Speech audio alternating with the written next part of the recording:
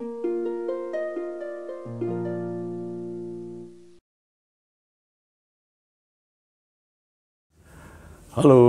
Assalamualaikum warahmatullahi. Ketemu lagi di vlog Juru Baca. Saya Hasan Aspahani. Kita ngobrolin puisi lagi. Kali ini kita ngobrolin dan bahas puisi yang sangat terkenal di Indonesia, yaitu Pahlawan Tak Dikenal, karya Toto Sudarto Bachtiar. Saya baca dulu sajaknya. Pahlawan tak dikenal. 10 tahun yang lalu dia terbaring tetapi bukan tidur sayang. Sebuah lubang peluru bundar di dadanya. Senyum bekunya mau berkata, kita sedang perang. Dia tidak ingat bila mana dia datang. Kedua lengannya memeluk senapang. Dia tidak tahu untuk siapa dia datang. Kemudian dia terbaring tapi bukan tidur sayang. Wajah sunyi setengah tengadah menangkap sepi padang senja. Dunia tambah beku di tengah derap dan suara menderu. Dia masih sangat muda. Hari itu 10 November. Hujan pun mulai turun. Orang-orang ingin kembali memandangnya sambil merangkai karangan bunga. Tapi yang tampak wajah-wajahnya sendiri yang tak dikenalnya. 10 tahun yang lalu dia terbaring tetapi bukan tidur sayang. Sebuah lubang peluru bundar di dadanya. Senyum beku mau berkata, aku sangat muda. Sebagai penyair, Toto jarang menulis esai, baik dalam tema umum ataupun terkait sajak-sajaknya. Di antara yang tidak banyak itu ada sebuah esai pendek yang dimuat di majalah Horizon dan kemudian disertakan sebagai pelengkap di kumpulan bukunya, 3 buku, Suara Etsa dan Desah, kumpulan 3 buku Toto. Di akhir buku ini ada tulisan yang saya sebutkan tadi. Di tulisan itu yang menarik adalah Toto membedakan antara proses antara mencipta puisi dan menulis puisi. Mencipta menurut dia adalah proses ketika seseorang melihat sesuatu, kemudian tersentuh perasaannya atau terbangkitkan naluri puitiknya, dan sejak saat itu dia ingin menuliskan peristiwa itu menjadi puisi. Prosesnya bisa lama sampai puisinya jadi, itu bisa 10 tahun, 5 tahun, 1 tahun, atau bisa sebentar, 1 hari jadi gitu.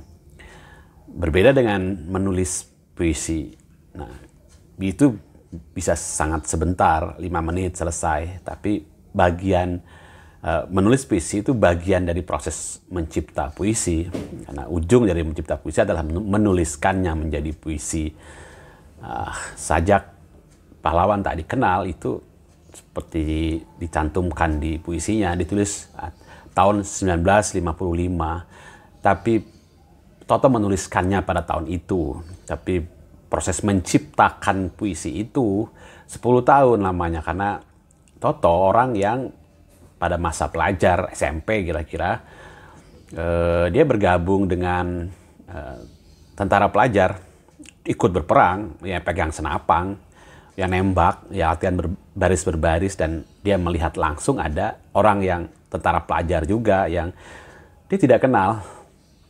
Ya memang tidak kenal. Pahlawan tak dikenal itu orang anak muda pelajar, tentara pelajar ikut bertempur, kena tembak di dadanya, mati. Dan Toto menangkap, mengabadikan pesan itu, mengabadikan peristiwa yang dia hayati, itu yang mengesankan dia itu dalam puisi 10 tahun kemudian. Jadi tidak instan, tidak serta-merta langsung ditulis gitu. Tapi bahwa sejak melihatnya, Toto kemudian memikirkannya menjadi puisi dan bagaimana menuliskannya. Nah, hasilnya adalah sajak pahlawan tadi kenal itu.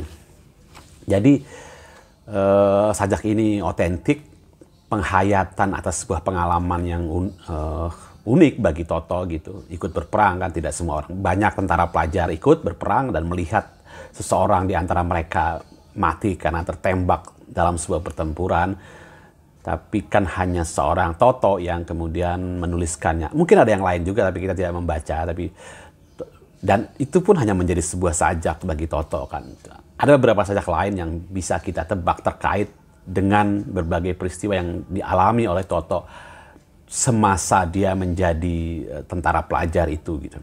Toto tidak berkarir di militer, meskipun dia punya peluang, dia kemudian ke Jakarta dan sekolah hukum. Toto mengolah peristiwa itu. Toto pengalaman itu kemudian dia olah dengan imajinasinya tentang senyum beku mau berkata, tentang dia yang tidak tahu dari mana dia datang dan untuk apa dia datang. Ya itulah keikhlasan berjuang pada masa itu, tidak punya ambisi apa-apa kecuali bahwa saya harus melakukan sesuatu untuk mempertahankan negeri yang sudah diproklamasikan sebagai sebuah negara merdeka itu gitu. Itu kira-kira latar belakang yang diakui sendiri oleh si penyairnya dalam sebuah esainya gitu. Jadi kalau disebutkan di situ hari ini, hari itu 10 November hujan pun mulai turun, itu bukan, Toto tidak merujuk pengalaman yang membuat dia menulis puisi ini. Dia tidak ikut bertempur di Surabaya pada 10 November itu gitu. Dia pertempurannya di Jawa Barat lah, dia di divisi Siliwangi begitu. Tapi kan 10 tahun kemudian kan orang-orang ingin kembali memandangnya gitu. Jadi digabungkan oleh Toto ketika Hari Pahlawan, dia teringat peristiwa itu, dia kayak menemukan momen atau bahan lain untuk digabungkan, diolah bersama menjadi sebuah puisi yang berbeda. Jadi ketemu cantolannya, kira-kira begitu bahasa, ketemu kaitannya. Jadi 10 November itu kemudian dijadikan Toto untuk membingkai peristiwa personal yang dia lihat sendiri, dialami sendiri pada 10 tahun yang lalu. Ya proses menyair seperti itu gitu. Kita kadang-kadang kesulitannya, kita sabar aja menunggu, tapi jangan berhenti mencipta. Tadi yang kalau kita membedakan antara mencipta dan menulis ya, kita belum menulis tapi mencipta terus aja, mencari peristiwa baru yang bisa memperkuat bahan yang sudah tersimpan dalam ingatan kita, dalam pikiran kita gitu. Sekarang coba kita lihat kenapa sajak ini menjadi begitu seolah-olah mudah kita pahami, mudah kita hayati, mudah menularkan keharuan kepada kita sebagai orang yang membaca atau mendengar orang membacakan puisi ini dengan baik begitu. Satu sajak ini sajak yang sebuah kuatrin meskipun tidak tertib ya gitu. 4 baris terdiri dari 5 bait. Rimanya tidak ada pola. Di bait kedua itu bunyinya sama di ujung baris, ujung larik. Datang senapang, datang sayang. Bunyi ang yang di situ berulang-ulang. Tapi di bait pertama datang sayang, dadanya perang. Ada bait ketiga berbeda sendiri, dadanya a bukan eng gitu. Dan lain-lain saja. Tidak terlalu diatur, tidak. Toto penyair yang tidak mengejar itu, tidak mementingkan itu gitu. Tapi kita bisa lihat banyak sekali kontras yang dihadirkan dan itu membuat sajaknya menjadi kuat. Misalnya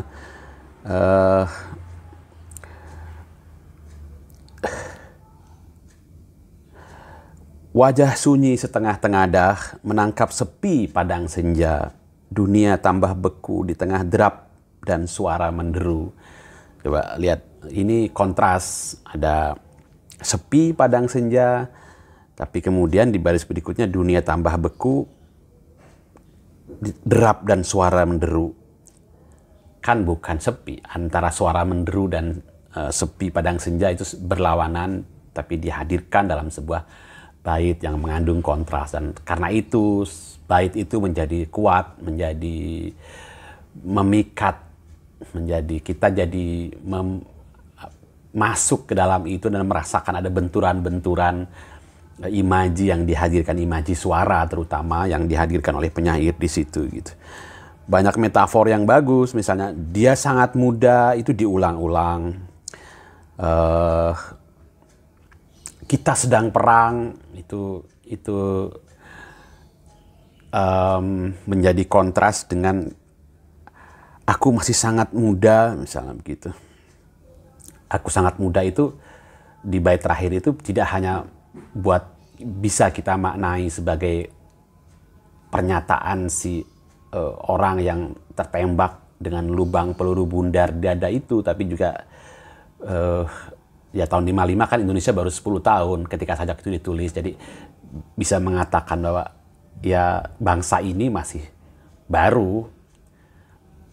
Artinya kita masih perlu lebih banyak orang yang berjuang dengan ikhlas seperti si pemuda yang entah datang dari mana dan entah datang untuk apa, tapi yakin tahu benar bahwa bahkan siap mengorbankan nyawanya, jiwanya untuk ikut berperang, untuk mempertahankan negara ini. Ada pesan itu yang secara samar disampaikan dalam sajak ini, tapi kita bisa memaknainya seperti itu, dan diam-diam kita menyukai sajak ini karena ada pesan itu. Bait ketiga juga saya kira agak berbeda dengan bait-bait yang lain. Bait keempat maksud saya. Hari itu 10 November, hujan pun mulai turun. Hujan di situ menambah, membangun, memperkuat suasana liris di sajak ini gitu. Imaji yang dihadirkan untuk membangun semacam kesenduan, semacam kesedihan. Orang-orang ingin kembali memandangnya. Ya memang tidak dikenal, tapi jasanya tidak dilupakan. Orang menginginkan mengenang lagi perbuatan-perbuatan, tindakan-tindakan heroik seperti itu. Tidak hanya pada orang yang sudah mati, sudah berjuang, tapi untuk orang-orang lain, untuk anak-anak muda yang lain gitu, ingin kembali memandang wajahnya. Ini juga sebuah pengucapan tidak langsung yang kuat gitu. Orang-orang ingin melihat lagi ada orang yang seperti itu. Kira-kira bisa dimaknai seperti itu. Sambil merangkai karangan bunga. Bunga harum, indah, cantik. Itulah cara orang mengenang si pahlawan. Meskipun tak dikenal, meskipun tidak tahu datang dari mana. Meskipun ketika dulu dia bertempur, dia tidak tahu bertempur untuk apa, gitu. Tapi dia sudah mengorbankan jiwanya kan. Tapi yang tampak wajah-wajahnya sendiri yang tak dikenalnya. Ya apa artinya? Artinya keinginan untuk mengharapkan atau melihat lagi pemuda-pemuda yang berjuang dengan ikhlas itu, yang tidak berharap dikenal, apalagi bermimpi disebut sebagai pahlawan, itu balik lagi ke kita, kepada orang yang berharap itu kan. Tapi yang tampak wajah-wajahnya sendiri yang tak dikenalnya.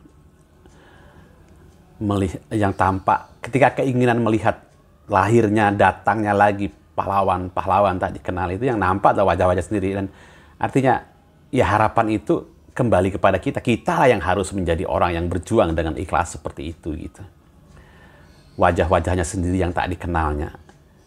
Anda belum mempunyai kesadaran itu.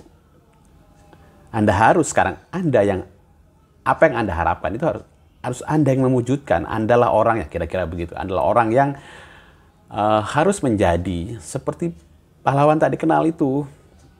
Yang berjuang dengan ikhlas, yang tidak berharap disebut pahlawan gitu. Bahkan namanya pun tak dikenal. Yakinlah bahwa orang-orang akan mengenang itu. Orang-orang tidak akan pernah melupakan meskipun tidak mengenal siapa yang si pahlawan tak dikenal itu. Nah, sajak ini menjadi kuat, menjadi abadi, akan dibacakan sampai kapanpun, apalagi pada hari-hari pahlawan seperti 10 November pada hari ini. Itulah sajak Itulah tugas penyair.